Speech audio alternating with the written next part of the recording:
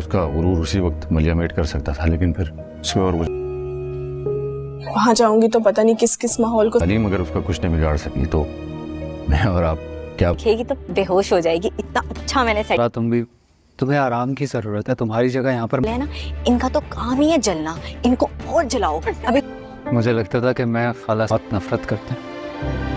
Drama serial मोहब्बत रज़ा रज़ा के आने वाले एपिसोड में आप देखेंगे कि शकील के जेल जाने के बाद जब ईसा अपनी माँ को और सबात को अपने घर में ले आएगा तो वो तो अपना घर देखकर ही इमोशनल सी हो जाएगी। कैसी घर से आरएस ने मुझे धक्के देकर घर से बाहर निकाला था और जिस बेटे के साथ मैंने इतना बुरा सलूक किया उसी की ही वजह से मैं वापस अपने घर में आई हूँ। तो कौसर और उसका शोर जो कि ये जान चुके होंगे कि ये घर असल में ईसा की असल माँ के नाम पर है, तो वो तो ईसा से बहुत ही गिड़गिड़ाने लगेंगे और उसे कहेंगे भी बेटा हमने तो तुम्हें हमेशा अपना बेटा ही समझा है, ये तो आपा की साजिशों की वजह से मैंने इनका साथ दिया। पर सच पूछो तो जब तुम इस घर से गए थे तो मुझे बहुत बुरा लगा था। ईसा की माँ उसे कहेगी कि कितना झूठ बोलोगे और तुम अब मान भी लोगे तुम्हारे इरादे क्या थे। अरीशा को अगवा करवाना, निगो की शादी आरएस से करवाना और ईसा की यहाँ से चले जाने पर इस घर पर राज करके बैठना, ये सब भी करने के लिए मैंने तुम्हें कहा था। मैंने तो तुम लोगों को पनाह दी थी इस घर में, पर तुमने तो पीठ पीछे मेरे ही ऊपर वार किया। खैर यहाँ पर दोनों गिड़गिड़ाने लगेंगे पर ईसा उसे कहेगा कि बस मैंने फैसला कर लिया है कि आप लोग यहाँ पर नहीं रहेंगे, अब जो अम्मी चाहेंगी वही होगा इस घर में और आप लोगों को फिर से गाँव जाना होगा। जो हालत आप लोगों ने अम्मी के साथ की है इस सब के बाद तो मैं आपसे और भी बुरा सलूक करता, पर मैं आप लोगों का लिहाज कर रहा हूँ इसलिए बेहतर यही है कि आप चले जाएं यहाँ से। उसके बाद नेक्स्ट सीन में आप देखेंगे कि सबात भी ईसा को कहेगी कि आखिरकार हम अपने घर में वापस आ ही गए, इन लोगों ने हमारे साथ कितना बुरा करने की कोशिश की पर देखें जीत आखिर में सच्चाई की ही हुई। तो यहाँ पर वो सबात को कहेगा कि तुम्हें शुक्रिया कहना चाहता था, इस पूरे वक्त में तुमने मेरा बहुत साथ दिया है, अगर तुम ना होती तो शायद मैं ये सब कुछ वापस हासिल न कर पाता। फिर यहाँ पर ये दोनों बात कर रहे होंगे तो सामने ईसा की माँ आएगी और आकर ईसा को कहेगी कि घर तो वापस मिल गया ईसा, पर जो कुछ मैंने तुमसे छीना है वो कैसे आएगा वापस, कारोबार और प्रॉपर्टी तो अब भी आरएस के नाम पर है। जिस पर सबात उसे कहेगी कि आंटी आप फिक्र ना करें, अगर नीयत साफ हो तो सब कुछ आपके पास खुद ही लौट कर आता है। अब जैसे देखें ये घर ही है, ईसा तो ये घर छोड़कर चले गए थे, उन्होंने कभी भी नहीं सोचा था कि ये घर वापस लेंगे, पर फिर जैसे ही आपकी ये हालत देखी तो ये फैसला करना पड़ा ईसा को।